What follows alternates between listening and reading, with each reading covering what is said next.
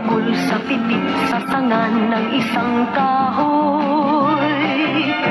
At nahagip ng bato ang pakpak ng munting ibon. Dahil sa sakit, di na nakaya pang lumipad. At ang nangyari ay nahulog, ngunit parang taong bumigkas.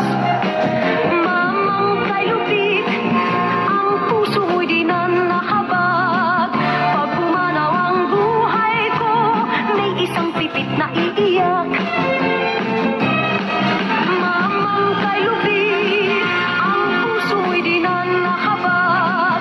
Pag pumanaw ang buhay ko, may isang pipit na iiyak.